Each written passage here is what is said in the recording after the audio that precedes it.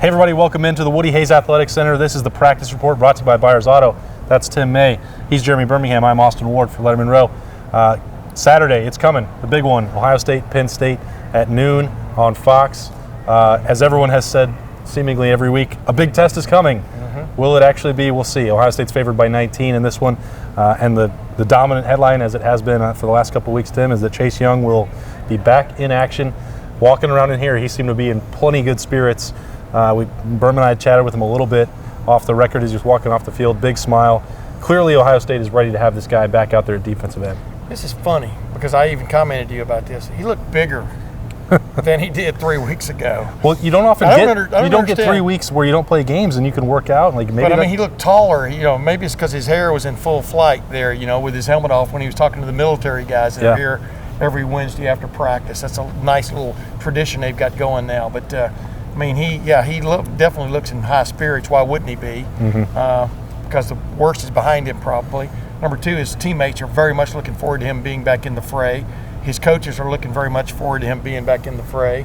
I'm not sure how much Penn State's looking forward to it. If you look at the highlights, because last year, as you remember, not only did he make that play at the end of the game after Jay-Sean Cornell blows that guy out. Notice how I corrected myself from my podcast. There you go. I've been giving for our loyal Jay-Sean audience. Cornell all kinds of credit forever about that, and all of a sudden I say Haskell Garrett. Go figure, but I'm 65. But he made play after play in that game. Yeah, he did. And so definitely on a couple bad ankles. Yeah, Penn State, that was definitely bad news for Penn State when it was determined this was a 2-game suspension and not a 3. The legend grew in the last few weeks of Chase Young. And yes. What you see is a guy that's happy to be playing, and don't say the worst is behind him probably. The worst is behind him for sure when it comes to the NCAA and the dumb rules violation and that kind of stuff. But for Penn State, I don't think the worst is behind them. I think that what Chase Young did to them in Happy Valley a year ago was one of the best games I've seen a defensive lineman play at Ohio State in my life of watching them. Ever. And if you think about the fact that he did that on 2 bad ankles and on a defense that was pretty bad behind him, I think that if Penn State is looking ahead, they're going to have something pretty special planned to stop him. And isn't it amazing? I mean, really, his greatest game so far this year was in the showdown game, first showdown game with Wisconsin, there were times when he owned Wisconsin. Pardon the expression. Don't you agree? I mean, this is a guy that gets up for the big games. He knew that the spotlight was going to be there. He had an opportunity to change the game, and everyone talked at that point. Wisconsin is the offense that'll test you. Jonathan Taylor is a Heisman candidate. The stakes are high.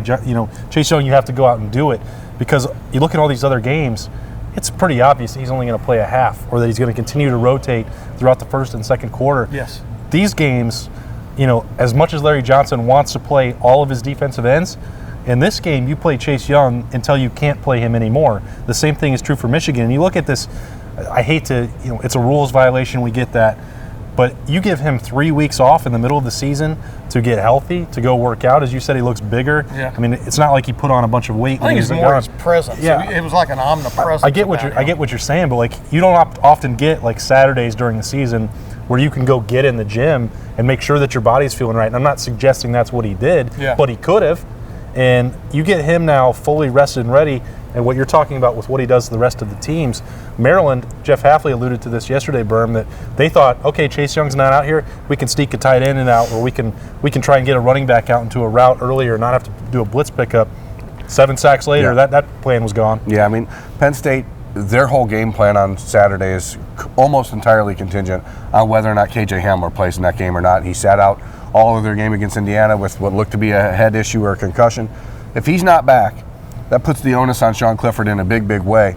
And even if he is back, having Chase Young back negates so much of what Penn State wants to do with KJ Hamler, which is find time for Sean Clifford to sit in the pocket and let Hamler get one-on-one with the safety. And if you have Chase Young coming off of the edge and in the pass rush game, it changes the whole thing. And it's just, I'm fascinated to see what James Franklin does. Obviously, he's not going to reveal his cards this early in the week and say what Hamler's going to do or not. I would be shocked if he didn't play unless he's walking around with his head ringing today, which probably isn't. I think that that sets up a very interesting matchup. See how they try to use him and their running backs out of the backfield, because that's what you're going to try to do to the Buckeyes this week. Yeah, and Hamler, even when he's on the field and he's not getting the ball, he's a threat. I mean, you got to deal with Hamler. He's a Rondale Moore kind of player that you've got to keep an eye on him. You have to know where he is all the time. You have to have a couple of guys dedicated to him. if in fact he is limited or can't play, that really does change their offense. I mean, I think anybody can see that. And plus, you know, even the end arounds, the jets and stuff he's run. I mean, there's a lot of things that he does for them. Not that they're a one-trick pony, but he is probably the lead pony. Yeah, he's the best trick. He's the best trick pony they've got. But Sean Clifford has showed a propensity the last several weeks to be able to step up and make some plays with his feet. That'll be interesting. I mean, they didn't get the job done at Minnesota. That was a tough game for them. This is a pretty good offense, though. They're not. I wouldn't put them in a great category by any stretch like Ohio State's is at this moment. But it'll be interesting to see what they do, because Hamler clearly made a huge play last year against Ohio State just for the half. The next thing you know, in the second half, he got hurt and was not in the game anymore, and it kind of changed their whole offense. Yeah, we don't know what the Penn State injury report will look like on the practice report brought to you by Byers Auto, but we can obviously talk a little about what we saw from Ohio State as they try to get healthy. Really, they've missed 3 or 4 key guys for several weeks. In Jonathan Cooper's case, almost the entire season. And I've said this after a few different weeks, but he was obviously smiling tonight. A few weeks ago, he was not when he was in here on a Wednesday. He was in pads. Both ankles were taped up pretty good. It looked like he must have got a lot of activity today. And it's gone kind of like this with him. Could he miss the rest of the year? Could he be back next week? This is going to be the test. If he's going to play this year, he's going to play against Penn State. Austin Mack was also wearing pads when he came off the field. Birm Browning was wearing pads. These guys look like they're trending towards playing. We're going to have to wait and see if that really does wind up happening on Saturday or even Friday when we get the availability report. But as Ryan Day said yesterday, Tim, they were extremely cautious with these guys. Damon Arnett, traveled, went through warm-ups, didn't play. Everything was pushing towards this week, even if they were taking Rutgers seriously. Oh, of course. I mean, they're not stupid. I was trying to think of another word other than stupid. That hits it on the nail. They're not cockeyed. But you got to. I mean, and then on top of that, like you said, Chase Young coming back. Damon Arnett, is going to play if he can play. Mm-hmm. There are things you can do with a hand, that just to get you through the day, so to speak. But the bottom line is, I mean, Jonathan Cooper, that would be cherry on top of the Sunday, so to speak, if they can get him back and just play maybe half his reps or something like that. But the great thing for Ohio State that we've talked about a bunch on this show, even Frenchie has talked about it, is all of these guys. I mean, Javonte Jean-Baptiste, Tyler Friday, all those guys who've gotten reps, who've gotten quality time, playing time. Zach Harrison, Tyreek Smith. I mean, Zach Harrison, exactly. That has just paid off for him huge. And, now it's time for the big boys. And Baron Browning, you've talked about him a lot all year. If he's probably going to keep dealing with pain, that's the same thing for Cooper and Mack. These injuries probably are going to linger throughout the rest of the season. Right. It's going to be a pain management issue, and it's going to be, can you make it? What can you get through? And you don't have to push it for Rutgers. Baron Browning tried against Maryland and came out quickly. Yeah. If you get him back, what does that mean for Ohio State? The great equalizer in the last 2 years of Ohio State-Penn State games, and knowing that Ohio State was the more talented team but was pushed to the brink in both games, was because Trace McSorley did things with the football in his hands and running the football that made the Ohio State defense very uncomfortable. Okay, last year he had 585 yards rushing or something stupid. Maybe estimated. That's not an official number. But none on 4th and 5. But none on 4th and 5. But if you have Baron Browning, and he is capable of running and being lateral, he changes that altogether in a way that Tough Borland cannot. And that's why he's so important this week, because Clifford has shown a propensity to run. He did a great job with his feet against Indiana, especially in the game-winning drive for Penn State last week.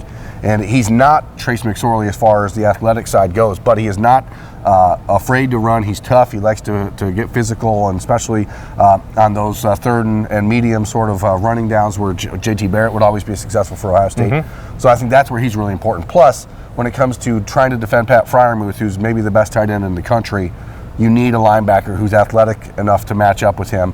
And maybe that's Pete Werner. Maybe that's Kayvon Pope, who we've seen start to emerge. Yeah. The Buckeyes, again, have been able to use these off weeks against Maryland and Rutgers in a way that has been very productive to the growth of this roster. It's almost like they had 3 extra weeks of bowl preparation heading into these final 3 You know who I enjoyed games. Watching last week in that game was Taraja Mitchell, because he's a thumper. He's been banged. He's a freight train. Banged up this year too, but they were playing Rutgers, but he was in there.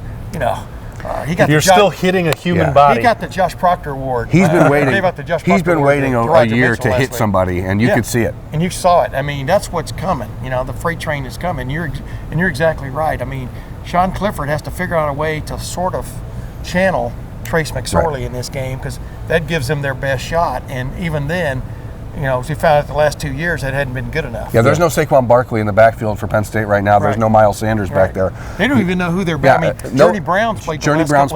Noah Kane's been hurt. Everybody's wondering what's up with Noah Kane, because it seems like James Franklin's intent on playing 3 or 4 guys, and you don't know what the reason is for that. Noah's a true freshman who Ohio State fans, if you followed recruiting, he was very involved with the Buckeyes for a while, and he's just stopped playing the last few weeks. So you think he's hurt, but you just don't know. It's really weird that James Franklin wouldn't have a plan to do something. He's always so sharp and on the ball.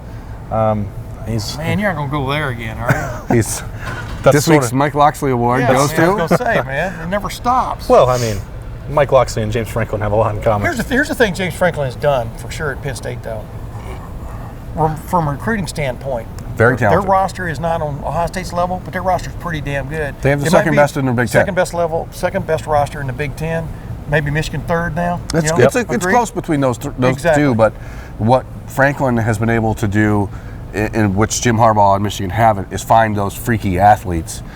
Michigan may have higher ranked classes. Makers. Yeah, you have game-changing guys like Micah Parsons and like KJ Hamler, who's from Michigan, of course. Wolverines didn't offer him, which you read into that all you want. But crazy when you think about it. For a team that is lacking in offensive playmakers, it seems a little peculiar. At least Ohio State offered Rondale Moore from Louisville. We can talk about Jim Harbaugh's problems next week. But no, it's his point. The athletes aren't there. Like Penn State has difference makers. Jahan Dotson on the outside, opposite Hamler, is another really good explosive wide receiver. And I think that, again, for me, when I'm talking about how you beat Ohio State's defense, you do it with a mobile quarterback and you do it with the tight end. And then you do it with the end arounds and misdirection and with speedy receivers like Wisconsin tried to do with Aaron Cruikshank, the guy from Brooklyn. They have all the pieces in place to make that a challenge if all 3 of those pieces are working together. And I think that finding someone to stop Clifford from getting out of the pocket and letting him pick up key first downs with his legs is the game-changing element to me this week. Don't you think Ryan Day and his staff and the wide receiver room, don't you think they're eager to play this game? I mean, if you watch the last couple of weeks. They've watched the film. They know. Yeah. Now, maybe one reason is because Penn State's stuffing the run, which they have been really good against the run. But my big line is, if they're giving you the pass, why would you even run anyway? I mean, but that to me is going to be an intriguing barometer early in this game. Is if Ohio State and its receivers with Chris Olave, if Austin Mack plays, Benjamin Victor and these guys, if they get a couple of 3 or 4 plays going and Justin Fields is on, because I always look at quarterbacks at the start of a game. Are they accurate? Are they on? And if they get that going, I think Penn State's going to have a problem. And my guess would be, when I look at this game and just having watched them play Michigan State, Wisconsin, and Ryan Day over the years, he's still going to come out and run first. You're not going to waste J.K. Dobbins. But I think the opportunity that you're talking about is going to be right there on the play action, because Ohio State is going to challenge Penn State to stop the run first, and then they're going to see a play action, and then you might have to see some different things and more variety. You know Ryan Day as well as anybody, probably better than me. I mean, and that's a compliment. There is something there that I was asking Luke Farrell about it, because he's the only kind of offensive lineman that came out today. Yeah. And but there's an intent. Wisconsin was number 1 total defense, number 1 against the rush, going into that game several weeks ago. What does Ohio State do? It kept knocking at that door like I called the lead guy on the SWAT team who knocks the door down until they finally knock the door down, and then they bust through. I mean, Michigan State was the same way. What do you mean we can't run against your defense? Don't you think there's a little bit of that in him? I think he's more competitive than he gets credit for. Yeah. He's thought of, and Birm can weigh in on this obviously as well, as this analytical guy, and that he's a cutting edge guru, but deep especially down, in the passing game. And the same thing is true. Like somebody asked me about this about a month ago, and was like, "Well, Ryan seems to push the right buttons psychologically as well. He's a much more fiery competitor than people think." I remember watching him coming off the field last year at Penn State after that comeback, and he referenced it yesterday. He was like, "What the hell just happened?" He's got that in him, and he doesn't. You don't see it in press conferences because he does know when to turn it on and off. But if you're going to challenge him, and I think Tony Girdman last week asked about the Don Brown comments, and you could kind of see the shell come down a little bit, and he's like, "Okay," and then he filed it away right here. Right. So that's the same thing you're talking about. If you challenge Ryan Day, He's got something for you. Yeah, I saw it, at the preseason in Chicago when he had took that 15th question about Urban, and he's finally, hey, don't we want to talk about something else? He didn't say that, but that was kind of his demeanor. Urban's reputation is as the most intense competitor of all time, right? So no matter what Ryan does, unless he comes in here and just kicks people in the shins, no one's going to think that he's as competitive as Urban. But it's just a different era, and you look at a guy who really understands how to be two different types of coaches at once. And I've always said that great coaches have to be a little bipolar, and it's about knowing when to flip the switch to go into psycho crazy competitor mode and when to be into let's just hang out on the couch and talk about football mode. And Ryan seems to have a very good handle on that. To me, I don't think that he's shown any sort of fear in any moment yet that he's been put in, and I don't think that there's any fear heading into this weekend. But the two things that mark the biggest difference in this football team compared to a year ago at this moment is, number one, the defense has done a 180 compared to a year ago, without a doubt. Yep. And number two, they've reestablished the power run game, both inside zone, outside zone, the zone read option. Yep. That's the biggest difference. That's why this team is built to get to the college football playoff and possibly win it. All right, they're going to have to win on Saturday, most likely to get there. This has been the practice report brought to you by Byers Auto. Tim, kick us off with a prediction, then Birm, give us a score, and let's get out of here. Man, I've been thinking about this a lot, but I'm thinking something like 45-21, Ohio State.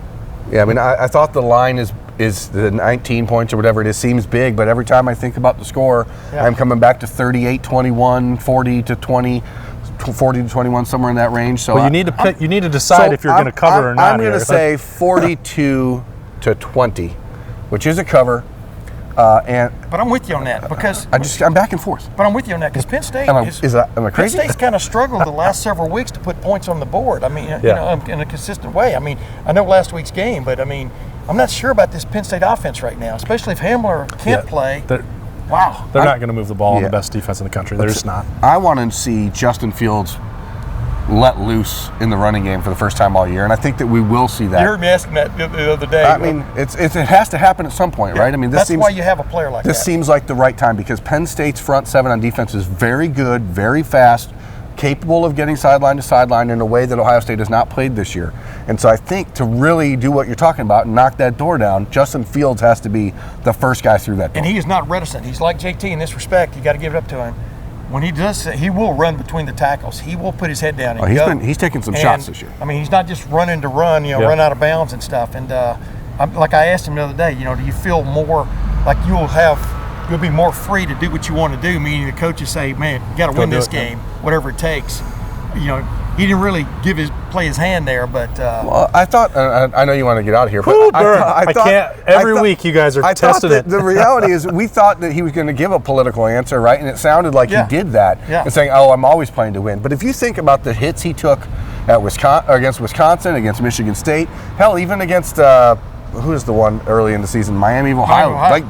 He's taking some shots. Florida Atlantic. That guy has taken a beating when he's ran the football. And he's shown that he's willing to do that, and he's probably going to have to take a couple of those hits on Saturday. And I'm going to stop talking. This will be the biggest test, obviously, for Justin Fields. It's supposed to be a big test for Ohio State as a whole. We'll see. We've been saying that all year long. Maybe it's going to actually be true. That's Tim May. That's Jeremy Birmingham. I'm Austin Ward. This has been the Practice Report brought to you by Byers Auto. We'll have full coverage all weekend long from Ohio State, Penn State, at LettermenRow.com. We'll see you there. Thanks for watching. Subscribe below to get the latest videos from Lettermen Row. We got Lettermen Live, we've got the Practice Report, we got Rapid Reaction. Hey, and we got Buckeye IQ with Zach Bourne. For sure. We got recruiting breakdowns with Birm. We got whatever you need. Ohio State football and Ohio State athletics, we've got you covered here at Lettermen Row.